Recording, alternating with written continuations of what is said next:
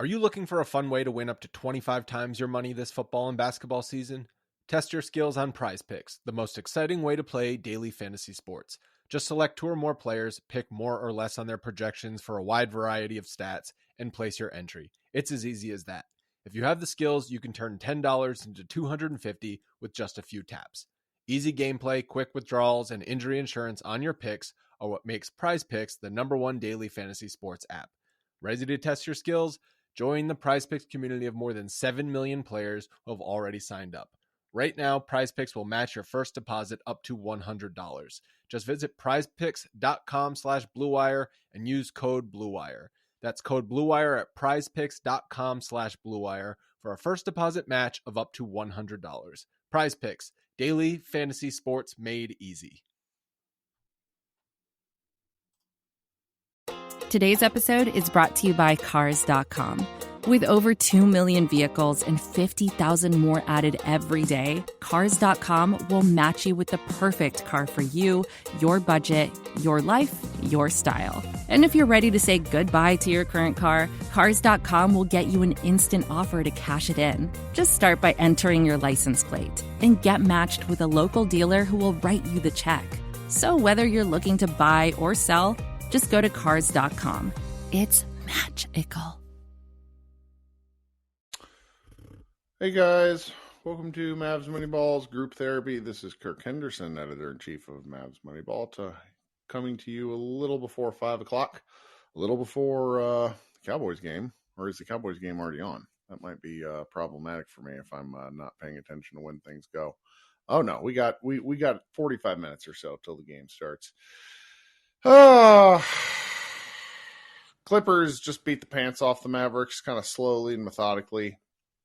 The final score, 14 points. It didn't really get bad until, midway through the fourth quarter, but Los Angeles just sort of really had the Mavericks number, and it was very, very difficult. Excuse me. I'm fighting off allergies again because the cedar wants to kill me. Much like Kawhi Leonard apparently wants to kill the Dallas Mavericks. He stuck it to Dallas once again, 30 points. Probably should have had more, probably could have had more. The Mavericks did their very god-awful, meandering doubling strategy, which didn't work. Just kind of an awful game. Didn't really have fun watching it. Luka looked out of it. He got a tech, I think his 11th of the season in the second quarter. Things were never really right with the team after that. When Luka doesn't look good, everything kind of flows downhill from him in terms of both body language and how the team performs. The offense looked nasty. The Clippers' length bothered everyone. And once Tyronn Lue realized that he should not play Zubac against the Mavericks, Zubac played 23 minutes and was a 0 plus minus. Once he realized that he shouldn't be playing, the Clippers just went off to the races. I mean, they scored 63 points in the second half. The Mavericks scored 34? No, that's not right. 44.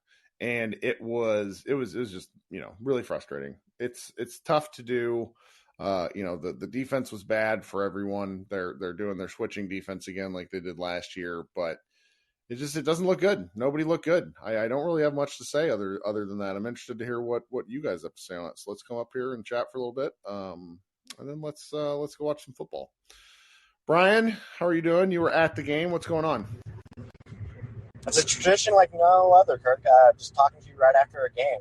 Sure. Except the Mavs lost again. So I guess I can't go to the game the rest of the year. So I had relatively fun watching the game until the fourth quarter, but is this going to just be the Spencer game? It's really hard to pick apart Luka having a bad game. I mean, he was obviously not there. I do commend the Clippers. I don't know if you noticed this a lot. They were pretty much open to kind of single, there was doubling, but especially in the second half, there was a lot of single coverage on Luka where he would kind of just do they would be like, okay, big fella, step back. We're not giving you a three. We're going to force you in the mid. Yeah. Yeah. He did a lot of posting up and would get in the middle and just didn't connect on those kind of 8 to 10 footers that he normally does a really good job with. Right. I mean, I think for me especially, Spencer's my focal point for this game. Like, Jesus Christ, like Norman Powell put him through the washing machine like 4 times, and he just like his expressions like, oh, what? Like somehow it was impressive. I think it was like one of the last layups he gave up. Somehow he turned his body parallel to the opposite of like Norman Powell. Like he didn't even like break his ankles or anything. That's how bad he was defensively today. He does a lot of stuff where he looks at everybody else when he gets his ass kicked, and I don't understand that one. So frustrating. Like, and they weren't. I don't think the especially like the first half, the Clippers' offense was kind of like gross to watch. They weren't like breaking the mold. Their offense is always bad to watch. That's why it's so incredible that we keep getting ran by them, because they're the doubling. I can't emphasize this enough. It's not just the doubling of Kawhi that's bad. It's that the Mavericks don't mix it up. When you send a guy at him, my favorite is Tim Hardaway when Tim wasn't the initial defender, but he sort of skips over to Kawhi like a little. It's like he's on the playground, like hopscotching over to him. And then at that point, Kawhi's just like, oh, I'm going to make the basic pass around the rotation, and then it would get to the far corner. They'd shoot a 3 or they'd attack the rim. And because Dallas doesn't have any rim protection, it was a foul or a layup. I mean, you were getting really frustrated in our Slack because you were talking about Norm Powell. Well, Norm doesn't really have a lot to do. It's pretty simple. Like, you go drive the basket or you hit a 3. It's not a complicated, series of things going on. Oh, for sure. And that was I guess, I don't know if we should be impressed that there was actually a coach who actually made adjustments in the second half while ours had the best seat in the house and kind of just had his hands in his pocket on the sidelines like he always does. But the Clippers made it a vocal point to say, hey, we're going to stop shooting jump shots. We're going to acknowledge Dwight Powell is the center of this team and just go to the basket. I know they pulled Zubov's obviously, and that was the better call, but he was obviously a little bit more aggressive, and then Powell going to the basket, and I don't know if that was the green light that they were just oh, hold on, we don't have to get in a 3-point shooting contest with this team, and we can kind of muck up the game a little bit. And that's dirty boxing, to the point where this team is not made to do that. And this was in a vacuum. This was the type of this was a playoff game. The way it was structured, it was not fun or sexy to watch, but this team is not made to do that. And one more thing on, I guess for me, Josh Green today. Ooh, we got the Josh Green experience, didn't we, Kirk? He made the 3 and the crowd went bananas. But there was several times where he was so indecisive, where he caught it and it was catch and shoot the ball. I don't understand how difficult that is at this point. Do that. You're good at that. Stop. Yeah, he is good. He is pretty good at it, and he just looks to pass immediately. And your phrase is basketball is not that hard. I don't understand why there's players that they get this idea. Well, maybe I should try to do this. No, stop trying to do what you're not good at. Because Reggie did, I think Tim did it once or twice. Spencer did but Josh did it about 7 or 8 times today. That drove me nuts. And it's I don't know if the league is starting to kind of figure this team out a little bit more, where it's oh my God, if we kind of can confuse these guys and give them an open lane to the basket, they will collectively crap their pants. Maybe. It's just that every now and again it really shows up that Dallas doesn't have anybody that can dribble, and that hurts, because that's less about Josh Green, because he had a really good game the other day, but more about how Dallas needs Josh Green to be pretty good every game, and if he's not, it really hurts Dallas, and that's not a fair position to have a guy in who wasn't in the rotation last year. They need him to be better than he is on a consistent basis, and that's not his fault that he's not this guy. No, it's not. And that's unfair, and we've kind of pointed that out. If we actually have to depend on guys like Green and Hardy to be productive, to get a win, then there's a bigger problem that needs to be addressed on this team. But I'll hop down, buddy. Happy football. Everybody enjoy football. Yep, be good. Talk soon. All right, coming up next, we got Ewan. What's happening? Give my man a second to find the unmute button. Ewan, you there? There we go. Hey, what's up, Kirk? How you doing? I'm good. Thanks for joining again. Yeah, man, that was I mean, it was a tough game to watch the first 3 quarters. It kind of felt like, we were just hovering the float and kind of just waiting for things to waiting for the dam to break the way it was, way it was going on. Yeah. We kept it close in the third quarter as the third quarter ended, but it's like you said, fourth quarter, once they took Zubac out, it was just like, all right, now it's just like man to man. Like, okay, you got Luka, we got Kawhi.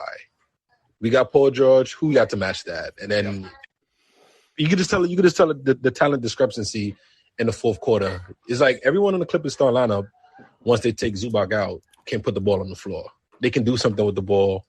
And like I said, like the Mavericks feed on Bleacher Report, it's like everyone in their starting lineup could go on like a personal run. If it's an 8-0 run, if it's a 7-0 run, like they're players that they have in their starting lineup are capable of doing that.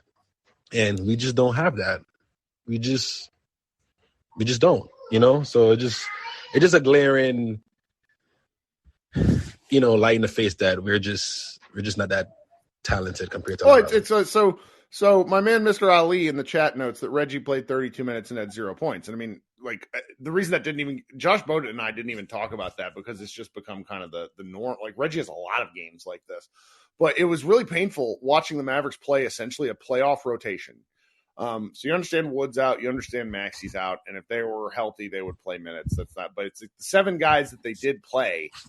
The only players who can consistently dribble in anything other than a straight line are Spencer Dinwiddie and Josh Green. And that against the Clippers, that's just gonna it's just if Luka's on, like really on, we watched it happen. They can get away with it. But if he's not, then they're gonna get beat. Yeah, and it's like there's a second straight game we faced the Clippers where Kawhi gets an offensive rebound and just hits the 3 and just kills us again. Because it happened when we was down by like 8. He got that offensive rebound. He made a 3. He was up 9. He went up 11. And this game, it's like you can feel it when he gets those offensive rebounds. You can just feel that he's gonna make a big shot. You sense it when it happens. Like, okay, he's gonna do it. Yep. So it's just like I said, the talent discrepancy is just so it's just so vast. And it's like once like other teams dare our players to put the ball on the floor, it's like the last caller said, it's just like we just lose it. It's just like, and I don't know what's going to take, but we got to get these guys out of there. I mean, Tim Hardaway and Reggie Bullock, they're going to have the aberration games where they go, they're on fire. They hit, 5 threes, 6 threes. But then against teams when you need them the most, they're going to shit the bed. Well, what I need more is if you have a limited offensive team, then you do different things to get the best out of despite those limitations. And I am exhausted by the lack of offense. Isn't that crazy? Like when I say offense, because the Mavericks have one of the best like half court offenses in NBA history by the points per possession, by the numbers. But when they're in the mud, they're just awful because they don't run any plays. And with Luka, it's fine because he's an offense unto himself in a way that is, I think that we're going to be talking about historically in a way that confuses people, because going ISO ball just it chaps people's asses. They don't like it. But it would be great if they tried to do things like actual sets and plays as opposed to Spencer Dinwiddie dribble, Spencer Dinwiddie drive. Like Spencer hit some garbage shots today that masked how bad the game actually was. Yeah. I mean, he does that a lot in a lot of the games. It's like, you saw the last game and how we played offensive. You had a pick and roll with Luka and Josh Green. You got a mid-range shot, a give and go with Luka and Powell. Like some of that can happen a little bit more. Some more action with someone else off the ball, with another player that actually knows how to dribble. I mean, I know we're limited, but, more pick and roll with Spence, maybe some more pick and roll with Josh Green, and then, see what can happen. And then it's also like, the main issue is glaring. Is like we don't have the body that can really put the ball on the floor, and you may need a spark in the game when you need someone they may not be that successful, but they're gonna drive, they're gonna do something. Like give Hardy a run, give him a little run, give him 5 minutes. We wouldn't, especially in the that. fourth quarter. We wouldn't, because I had an argument with our guy Matthew at Mavs Moneyball, who's like, well, I think Wood would have really helped in this game. Like, I don't. The Clippers are just not because he's bad, not because Hardy's bad, but unless you're putting those players in a position to succeed on an offensive scale, like running a play, I don't see what you do against Clippers 6-7 lineup that's all arms and limbs, you know? Yeah, I get what you're saying. I would have liked to have seen it too. I just think he would have had a hard time, you know? Right. Yeah, I get what you're saying. But it's like, and one thing I don't like about our teams, like when we get other teams in bonus early, like 8 minutes, 7 minutes, we settle for too much jump shot. It's like attack. And like, you know, I mean, not saying attack relentlessly to where you're taking a bad shot, but be more aggressive to where you can, you know, draw some of these fouls. And it's like we get them in the penalty and then we just settle for jump shots. We settle for, you know, last minute heaves. And it's just like that. I don't know. We just need someone, I mean, other than Luka, that's like sees those kind of situations. Like, you don't have to be a smart player to understand that. Well, there was a play, and I want to say it was third quarter. It might have been fourth quarter. But Luka was at the top right of basically dribbling near half court. He calls for a Josh Green screen. Josh Green runs up, and then he waves Josh Green off. Josh Green cuts down to the baseline. Josh Green then cuts up again, gets the ball at the free throw line from Luka. Doesn't even turn and look at the basket. Just immediately looks to pass it to Reggie Bullock, who was pretty open, probably could have hit the shot. But Reggie elected not to shoot, passes it back to Luka. At that point, there was 5 seconds left on the clock. And it's those sorts of possessions that the Mavericks have against better defenses that kill me, where it's just like, can we not pound the air out of the ball, team? Is there not any action we can run? Right. It was killer. And it's like what do they, I mean, in practice, like, what do they practice? Like, you don't practice getting the ball on the free throw line and turning around and actually do something with it. Like, you know, what's really done in practice? Like, what's really being worked on in practice, honestly? Like, because these situations, they don't practice much this time of the year. They do a lot of film stuff, but everybody's pretty tired, so they do shoot-arounds, and they probably go over some situational stuff, but more or less, because these guys are professionals, they don't really get a lot of practice time at this point. Yeah. And on lastly, you know, Kid, of course, you know, mentioned us on Twitter in his post-game comments. It's like, bro, like, come on, man. Like, be more serious about this thing. Like, I don't know what's going on. The Kid experience for me is I'm over it. You know, I see too much standing around, hoping things change, you know, standing around, waiting until, you know, the other team has the upper hand to try to react. There's no proactiveness in his coaching to like, oh, let me do this before, you know, I can kind of predict that this is going to happen. It's none of that. It's just more reactive coaching that he does. And most of the time when he makes his adjustment, it's too late. You know, we're already down in the hole and then we got to dig ourselves out of it. And we just don't have the personnel to really, you know, be that kind of team. Yeah. Well, thank you for hanging out with us. Yeah. Thank you, man. All right. Have a good day. Get some more wins. Okay. Coming up next, Danny, what's going on? Welcome to the show. Hi, Kid. How are you? I'm good. Thanks for joining us. How you doing? I'm doing great. Well, first of all, you know, I'm from Spain, so excuse my English if you don't understand something or whatever. I will, but you sound great to me. Thank you. Well, I mean, I've been listening to you guys for so many years now, and I mostly agree on everything you said. For me, the main frustration with Mavericks is just the same of the last years. There's a roster deficiency of talent. We don't have the sufficiently enough good personnel to be a contending team. Just because Luka is that good, that covers up everything else. But it's just watching every year the same team with the same mistakes, just little changes. You know, the Wood addition and now losing Brunson. And it's just watching the same team every year, and it's so frustrating to me.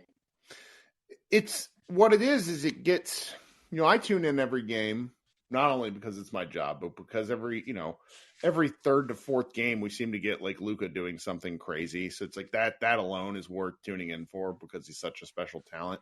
But it is kind of nuts how it is the same guys, like just from when I'm not complaining, which I do all the time, but it's just thinking about it big picture with how much turnover there is, that there have been so many of the same people on the roster for Luka's entire tenure. is a little nuts. I mean, with Dirk Nowitzki, obviously different era, different situation. But between 1999 and 2005, the Mavericks rosters have a ton of turnover. And I would just expect that a little bit more. I mean, we'll get there, I think, but because the Mavericks, we've talked about it at length. They've gotten themselves into the problem that they were trying to avoid because they're just unwilling to part with players in trades because it's risky. And then they end up in a challenging situation. It makes it a little bit, it makes games like this really maddening to watch, particularly if you're doing what you're doing, which is like staying up late to watch the game. Yeah. I mean, so many nights I just stay up late and watch a frustrating game for the Mavs. Just get to bed angry. But hopefully today it was earlier, so I'm just going to go to bed early. But it's still Team Hardaway. It's Dorian. Dwight Powell is still starting for this team. So many games. And I think this year is just they have to pay the price. They lost Brunson for nothing. The KP trade didn't work out. There's so many mistakes they make over the years, and they just need to get rid of the pick to the Knicks and try to make it right. The next big trade because it's probably the last chance they got to start things to be a contending team. Yeah. Well, I hope they figure something out, but I think that you're right. And I think it honestly might be the best path long-term for the Dallas Mavericks that they sort of not do anything in a panic move, because unless they take a really big dive, and I even though the schedule actually gets harder, I don't really see them doing anything other than playing 500 basketball. Like, they're not going to dip on like a 6-game losing streak unless Luka gets hurt. It's just he sets the floor too high. And so they're probably just going to putter along. I mean, maybe they move somebody in a move that doesn't make a big difference. I mean, I wouldn't mind if they were to move on from, let's just say, Reggie Bullock, despite him being, when he's on, he's very important. But I just don't see if they do anything. So. Yeah, mostly because they can't. Yeah. They probably trying to make trades. Bojan. Yep. Maybe trying to see what the market is for wood out there, but they're just so limited. Yep. And there are probably other teams offering more than them, so they're just stuck in mediocrity right now. I'm a little bit scared because that 7-game winning streak back in December was good, but it was all against bad teams. Bad teams. And I just saw a tweet earlier. In January I think we are like 3-6 or 3-7, and we have played good teams. And beside the Miami game and other games, we're not at the level of good teams right now. Even though we're having injuries, and especially with Dorian and Jaws out, the defense is harder. But we are just not at the level. And it's not like other years, like we compete better against good teams, and we're bad against bad teams. It was different. This year, it's just we are not good enough. It's fun to watch the Mavericks because we have Luka, and he can score 60 and make a historic night every single night. So you just you have to watch it, if you don't want to miss it. But it's so frustrating, man. Especially when I stay up late to watch them. I get so frustrated because it's a bigger problem. It's not something fixable right now. It's just what it is, and it's hard to accept. And probably it's not going to be easy to put a contending team around Luka. And the thing that is no clear path to do it is what scared me the most, because I have no trust in Cuban. I don't know who was the guy. I saw on Twitter a tweet some days ago, but the Mavericks haven't paid the tax or have been a team with less payment in the last 5 years, like in terms of roster. I just think Cuban doesn't want to pay the tax. He don't want to get involved in that stuff, and that makes it harder, because you look at teams like the Warriors, the Clippers, all good teams, have to pay the tax at some point. And I don't know. I have no trust in the front office. Well, thank you for joining us late. I appreciate you spending time with us. Okay, thank you, Kirk. All right, have a good night. Oh, yeah, it is frustrating. It is very frustrating. Adrian, what's going on? Give Adrian a second here. See if the audio will Hey, work how you on. doing? I'm good. Thanks for joining us. Can you? I guess you can hear me well. Yeah, you're welcome. Well, so first of all, I'm just looking at the box score, and yeah, what can we really expect? I'm looking at the bench guys: Bertans, Bullock, Nilakina, and Green. Like, objectively speaking, we cannot do much with guys like this. So I think Two of those guys barely played at all. It was like all Bullock and Green. Yeah, I know, and that comes back to the point of roster management and all that. But at the same time, the Clippers, they are so disgustingly deep on the wing. Like, you have Kawhi, you have Paul George, then you have Covington, and then suddenly you see Batum make a three, and they also have Batum. Yeah, so it's just I think they are the perfect team to contain Luka. I know that Luka has really good nights against the Clippers historically, but at the same time, you can see that they're literally built to stop Luka. Yeah. But yeah, no, at the same time, talking about Luka, I wasn't very happy with his performance today. I think that the team was actually playing very well in the second quarter when he was on the bench. And then the ball was moving, Dinwiddie was on fire actually. And then Luka came back and the offense was stagnant again.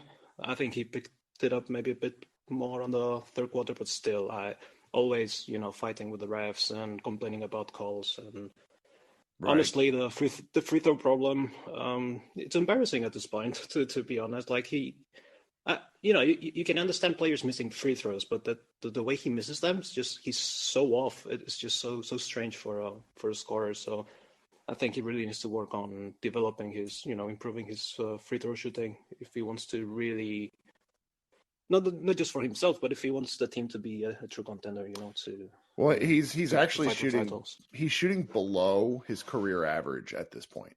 73.1%. His career average is 73.6, which you'd assume with the volume that he gets, he might find get into a little bit more of a rhythm, but he doesn't. And he's like, the fact that he's leading the league in scoring while shooting this poorly from the line is just ridiculous. Like, if he just shot, like, the difference between, I don't know what it would be, but the point difference, if he just shot, 78%, 5% better, I wonder what his point total would be per game. But it is crazy, and it costs the Mavericks games. He's not alone. It's not the only reason, but it's just sort of, it's surprising. And, LeBron James never really fixed this. Giannis Antetokounmpo hasn't really fixed this. It's an odd thing for a shot that should be the easiest shot in the game. Yeah, it's strange for me actually, because I've actually seen Luka play since he was 16. Yeah. I'm also from Spain, like Danny before, and he used to be a really good free throw shooter at Real Madrid. And I don't know, it's just such a weird regression. I don't understand, but yeah, that's what I wanted to say. Oh, as I said on the chat, it's just such a shame that we lost the game when Dorian made a step back three. that was a crazy shot. Good Lord. That was incredible. And then a few minutes later, Josh Green also put who was it? Powell on skates. So that was a pretty cool sequence. So yeah. But anyway, that's all I wanted to say. Thanks for bringing me up. Absolutely. Thanks for joining us again. Talk soon. Krishna, you're going to take us out. What's going on, man? Kirk, how are you? I'm okay. Like I tweeted, I had to watch this game, and in about 30 minutes, I'm going to watch the Cowboys get shellacked by the 49ers, which is going to be great. Poor Brett Maher. He's going to miss field goals, and it's going to upset everybody. Oh, my God. What is it with Dallas owners and just not keeping their mouths shut? I swear to God. Stop. I swear to God. You kind of said it. You tweeted about it. When it gets to the point that we're so mad about Josh Green not doing things, that the roster is just not very well built. And as much as I'm a supporter of Josh Green, he didn't play well, but no one really played well outside of Spencer. Nobody. And even Spencer, I don't think he played well. I think he made bad shots. His defense was atrocious. Oh my God. The third quarter was so frustrating, right? Like, okay, they got an easy dunk, and then it was like, just keep doing that. You don't need to do anything insane. But they just let the Clippers destroy them. And what was even more puzzling, and Josh tweeted about it, was you didn't put Powell back into the game. Like it made no sense to me. Like Powell was doing okay up to this point, and you just insisted on going with the same lineup and not making. They're matching any changes. small with small, and it's not like Powell's really a big. Josh Bowe talked about that a lot. That was that was him more than me on Twitter. I don't understand that, and I've not. But the problem is my problem is, like, you can match small with small. Like the Heat's smalls, I will argue, are not that great. Like Max Strus, Gabe Vincent, even Victor Oladipo, they're not great. They're not going to do the same thing. But you can't do that against the Clippers. Norman Powell probably would be the second best player on this team, arguably, because he'd be the most consistent player on this Mavericks team outside of Luka. And when you have guys like Norman Powell, even Reggie Jackson was okay tonight, which was so frustrating. And yeah, he's had a bad year. And, other guys just completely dicing you up. Like, it's just – you can't play small when their small lineup is much better than yours. That's not how it works. The small ball lineup works when they're either playing very big or their small ball lineup is at a complete disadvantage, which that wasn't the case. And I get it. Powell is not, like, the most traditional big, but at least it will give you something else. Like, I didn't understand why you went back to the same thing over and over again. And – it's kind of the same problems we've talked about. Like, there's just no offense that's being run. There's no sets being run. Free throws were abysmal. Like, do they practice free throws? I don't know. Who knows at this point? I feel like it goes to this point where they just go, like, they look at the free throw line and then they just walk away and they say, oh, okay, that's free throw practice. Like, that's what it seems like to me at some point.